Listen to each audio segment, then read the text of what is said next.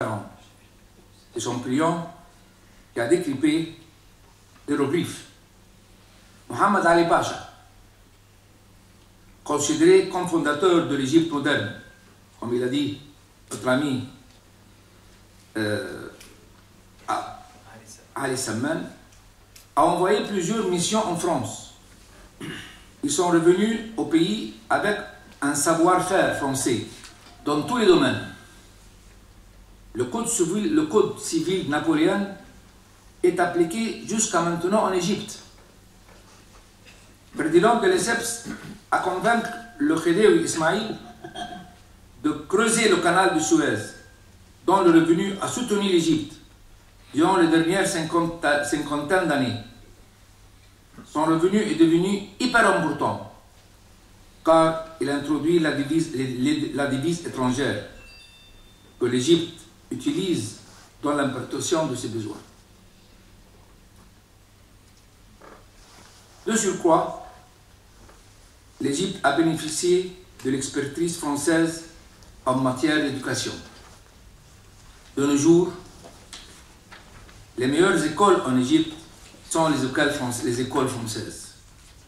Le lycée français, la Sacré-Cœur, les Frères de la Salle, les Jésuites, Saint-Marc, l'école Notre-Dame de la Délivrance et plusieurs. Je tiens à vous rappeler que beaucoup de nos élites, qu'ils soient des banques d'affaires, des ministres, des juristes, ont fait leurs études dans des écoles françaises. À titre d'exemple, notre Premier ministre actuel, Ibrahim, notre ambassadeur devrait venir, Ihab Badoui. Il est un élève de père jésuite, voilà. Et vous-même. Son Excellence Boutros Boutros, ancien secrétaire général de l'ONU, Youssouf Boutros Ghali, ex-ministre de Finances, considéré comme le meilleur ministre de Finances dans le monde entier, avant la Révolution. D'autres ont fait leurs études supérieures en France. Deux exemples. Le défunt Dr Cheikh Tantaoui, le grand imam de l'Azhar Sharif.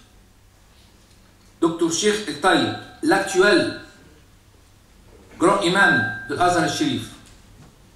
La plus autorité de l'islam sunnite dans le monde. Ces derniers ont plusieurs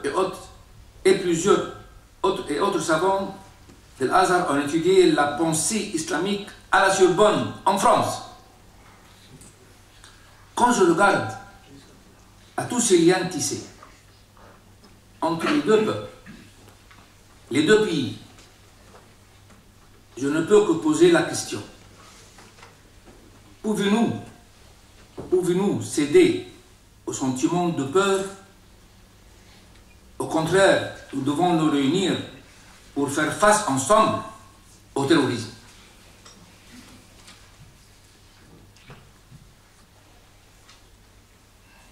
Maintenant, le tourisme des Français est un tourisme culturel animé par l'égyptologie étudiée dès les premiers cours d'histoire, puis les petits-enfants jusqu'à le bachot, etc. Venir en Égypte et faire la croisière du Nil et visiter les tombes pharaoniques est devenu le rêve de la majorité des Français. Comme je le témoigne, des constructions touristiques et des activités ont été mises en place en Égypte et des guides ont été formés pour servir surtout les touristes français. Ainsi, beaucoup d'Égyptiens qui travaillent dans ce secteur ont perdu leurs emplois à cause du fait que les Français ne sont abstenus de venir en Égypte. Cela veut dire que le terrorisme a triomphé. Vous donnez le pouvoir au terrorisme. Car la conséquence directe de la baisse du tourisme est l'augmentation de la pauvreté, créant ainsi une terre fertile au terrorisme. Cette abstention des Français de venir en Égypte encourage indirectement le terrorisme. Nous aimions la France. Pour toutes les raisons que j'ai mentionnées et bien d'autres. Comme vous le savez, beaucoup d'Égyptiens ont leur maison ici, leur maison secondaire en France. Je conclue mon discours par proposer des projets d'investissement importants pour les Français. Surtout que le marché d'investissement en Europe est saturé de projets. L'Égypte et l'Afrique sont l'avenir pour la France. Je propose 4 projets que les Français peuvent réaliser en BOT. Que veut dire BOT? C'est-à-dire, nous on n'a pas l'argent, mais on a la terre, on a tout, mais on n'a pas l'argent. BOT, c'est-à-dire, vous pouvez faire n'importe quoi, n'importe quel, dans 10 ans, 15 ans, 20 ans, vous prenez votre argent. Et l'Égypte profitera. Le premier projet, un projet de TGV entre Alexandrie et Luxor. Les croisières touristiques qui arrivent au port d'Alexandrie peuvent visiter tous les monuments historiques de Luxor et rentrer à Alexandrie le jour même pour joindre leur bateau. Cela ajoutera 1 million de touristes par an. Ce projet en BOT couvrira son investissement dans 15 ans. Le TGV, moi je trouve que c'est un des très importantes choses que j'aime, moi, quand je suis en France. Quand je vais à Londres, c'est le TGV. Quand je vais à Lyon, c'est le TGV. Et j'espère que je vois le TGV en Égypte, prochainement. Deuxième proposition, toujours, selon le système BOT, toujours, consiste en recycling des eaux d'égout de 90 millions d'habitants pour irriguer entre 3 et 5 millions de d'hectares. En Égypte, on dit feddans. Ici, en France, on dit hectares.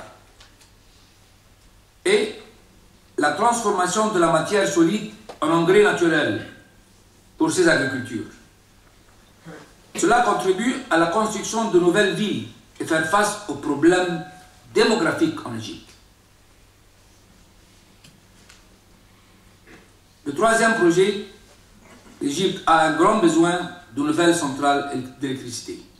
On a un grand besoin. Maintenant, je propose quelque chose de très important, c'est pour l'Afrique. L'Égypte est le portail à travers lequel la France pourra franchir l'Afrique. C'est la porte. Je propose la construction d'un chemin de fer pour transporter les marchandises et les passagers qui commence d'Alexandrie, passant par le Soudan, le Congo, le Kenya, Zambia, Bostania, Tanzania, jusqu'à Johannesburg. Cette ligne favorisera pour le resserrement des liens entre les pays africains et le transport des marchandises françaises vers ces pays. De plus, cette ligne pourra servir pour le tourisme comme l'Orient Express en Europe. Je souhaite que la France soit la première à la mise en œuvre de ce projet. Personnellement, je ne veux pas parler beaucoup plus que ça, je travaille avec la France depuis 1972. Et jusqu'à aujourd'hui, je continue comme concessionnaire exclusif des marques Savienne, Berlier et RVI Renault, véhicules industriels. Ces sociétés fabriquent le poids lourd français. En 1999, j'ai été décoré par Jacques Chirac de l'Ordre national du mérite. En 1979, Renault était en effet mon partenaire dans la réalisation de l'hôtel Sonesta à Léopolis, au Caire. Après cet hôtel, j'ai construit Mira City, transformant 1000 hectares de désert à une nouvelle ville distinguée. J'ai emprunté le nom Mirage. Elle renferme l'hôtel JW Marriott, considéré un des 10 meilleurs hôtels du monde. Ainsi, j'ai accompli plusieurs projets avec des partenaires français. Mesdames et messieurs, autant que PDG de plusieurs entreprises en Égypte, je vous invite à venir voir sur place les opportunités d'investissement. Nous avons le terrain, la main-d'œuvre qualifiée, des facilités pour les investisseurs. Si vous le souhaitez, la possibilité est toujours ouverte pour rencontrer des responsables politiques et des hommes d'affaires. Merci.